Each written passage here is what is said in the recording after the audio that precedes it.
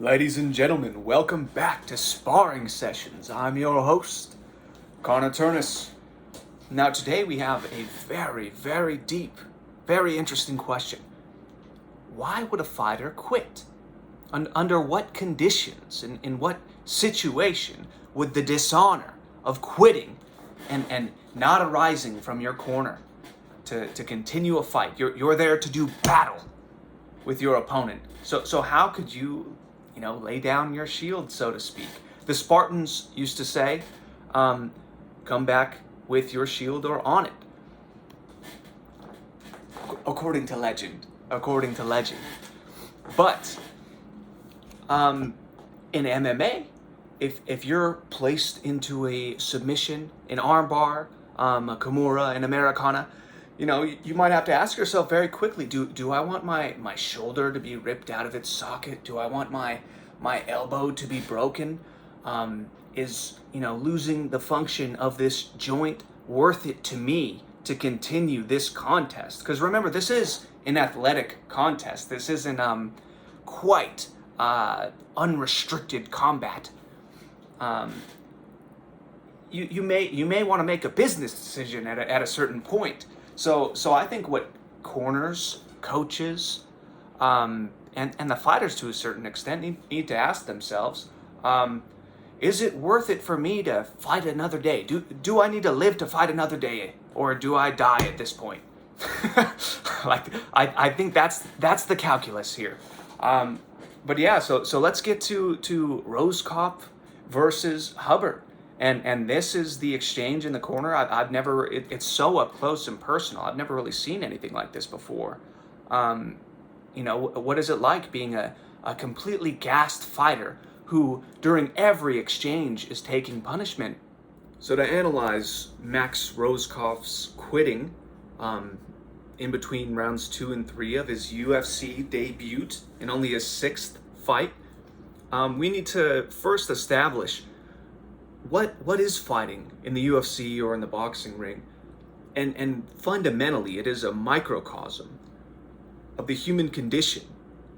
Within the ring, you're telling a story of a struggle for existence, to assert your excellence in this limited amount of time. This is a microcosm of the human condition. The first and really only objective while you're in the ring is to defend yourself at all times. And the reason that the human species is so dominant on this earth is because we are able to establish countries in which we are safe. We defend ourselves, and we can have our families within that sphere of safety that we create.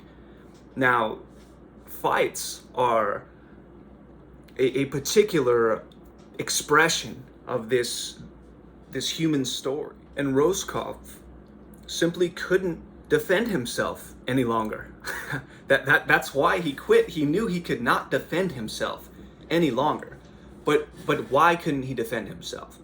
Well, he is inexperienced. I think he did have the energy to continue defending himself, and he could have used his energy more efficiently than he did. Obviously, he was unprepared to go 3 rounds against the man who had 3 times the experience, at least 3 times the experience that Rohskopf had. Hubbard, he had 16 fights, and I don't know what percentage of those went the full distance, but I assume a large percentage of them. Whereas Rohskopf had never been past the first round. He had submitted all his opponents within the first round for 5 fights. So that's only 5 rounds. Hubbard could have had more than 5 rounds of experience in a couple fights. So there's a big gap in experience between these two fighters, and a big gap in conditioning. And I don't think that Rohskopf was able to overcome that. But he depleted his energy going for these beautiful submissions, absolutely beautiful submissions. He almost had a knee bar transition to a heel hook. That was probably my favorite. But he was visibly gassed at the end of the first round. And then what does he do? Like that, this is what shows his inexperience. Rohskopf had two chances, two gusts of wind, if you will, in the second round. And he comes out right away within the first 10 seconds and tries to take his man down. Wrestling is very tiring. And so is standing up with someone when you're constantly under threat of attack. And with experience comes the ability to remain calm and decrease your energy expenditure in the face of danger. Okay? And so that showed, that gap in efficiency in using your energy showed. But then he knows he's tired going into the second round, and his coach needed to say, be defensive. Don't aggressively look for the takedown, set one up. Like, look to counter, and then when the distance is already closed, then take him down. But stick and move. Stick and move and counter. That's the most efficient way to use your energy, to wait for your opponent. Wait for your opponent, maybe like flick out a jab, and then counter. But instead, he tries to take him down again, unsuccessfully, and then blows his wad, going for another submission. Like, people don't understand how tiring it is trying to crank on a joint or crank on a neck. Like he went for guillotine, knee bar, heel hook, maybe even a straight ankle lock. And each of those used all of his energy, and then he gets back up and is literally a sitting duck. That is the worst imaginable position you could be in as a fighter, is to just be so gassed. And this is what he would do. This is what he would do. He would have his man in range and then go for the shot, go for the punch, and then just not throw it, because he was so slow in reacting that the man was already out of range. That's all he did from that first takedown until he got his second win. That's all he did. And then every time that there was an exchange, Hubbard could do whatever he wanted, and he would land a clean shot with every single exchange. So that is to say that Rohskopf wasn't defending himself at all, and Hubbard had no reason to fear Rohskopf. So he's like, okay, we're about to enter this exchange. He's not going to hit me. He's too tired to hit me, so I'm going to throw a 4-punch combination and a kick. And I was like, oh, every time one of those kicks landed, like in feeling the pain that Rohskopf was experiencing. And then this was the second massive mistake by Rohskopf, is once he got his second wind, instead of being defensive and looking for a counter shot, he chased after him and threw a big 2-punch combination, and then that was it. And then he's spent again. He's right back to square one. So our first principle is defend yourself at all times. But the second principle is to create uncertainty in the mind of your opponent. That's a principle of all combat. It's an eternal maxim of combat that the best defense is a good offense. And the reason that is true is because as your opponent is uncertain of what you're going to do, because they fear the offense that you can unleash upon them, that's less decisiveness in their oncoming actions. You want to make them less decisive and thereby less effective. So what Rohskopf should have done while he still had energy is look to counter. Just stay on the outside, move your head as if you're going to throw a shot, feint. Once his opponent throws a strike, back up. Come back in, close the distance a little bit, feint, then he throws a shot again, then you counter it. So you created the uncertainty. You showed him an attack with your feint. He attacked, you moved away. The second time he attacks, then you counterattack. And that second win that he wasted, he could have used that on one punch, on one counter shot. And that would have created uncertainty in Hubbard's mind. Versus Rohskopf just throwing everything he had offensively into the wind, completely missing. He could have conserved his energy and countered, just to create that uncertainty that, hey, if I initiate an exchange, he can hurt me. Okay, that is powerful. But Rohskopf just wasn't smart enough to use his energy like that. and instead wanted to be aggressive. Maybe he thought he would knock him out. I don't know what he was thinking. But he should have been thinking, how do I survive?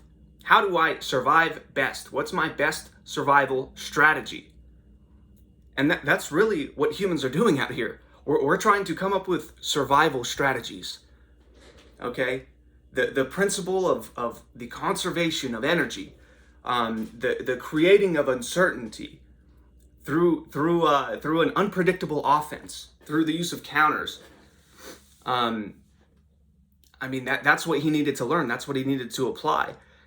And then his coach just kind of left him out there to dry. He's like, well, get out there. You're a champion. You're a champion. Just take him down again. Like, he already wasted all his energy taking this guy down and going for submissions.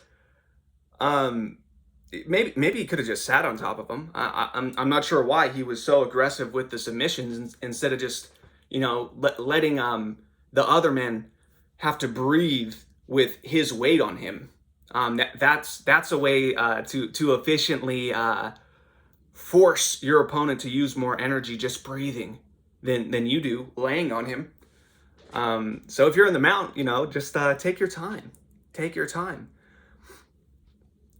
So as for Rohskopf, I think the ultimate takeaway is I don't find it so shameful that he quit in that situation, because he was going to take a lot of punishment going out there, and he really didn't have a chance to win anymore. Once his wind was gone, he was completely gassed, and he doesn't really know what to do. He doesn't know how to fight intelligently. He was being outclassed on the feet. He would throw his little hook. He would throw one hook and then take a combination, and was not even defending leg kicks. He was eating every leg kick. Every leg kick that Hubbard threw landed. That is brutal. He was being brutalized and beat up. So is there shame in him not wanting to go back out there? He wasn't ready. He wasn't ready. He was fighting against a guy who had at least 3 times as much experience, maybe 10 times as much experience when you talk about rounds and time spent on the feet exchanging strikes. And just that he had never been past the first round. Oh man, it's just such a big jump in competition. I don't think the guys that brought him along were very strategic about doing it. They put him in a very tough situation, and they shouldn't have been surprised that he came up short. Given his striking and his cardio, his conditioning, his experience, I bet you in a grappling match he would have won. But the UFC is not about grappling only. It's about everything that you can do within their rule set. But that's all, folks. You've attended another sparring session with Connor Turnus. You all have a great night. Make sure you like, share, and subscribe to this video so that we can grow the channel. And yeah, I'm out.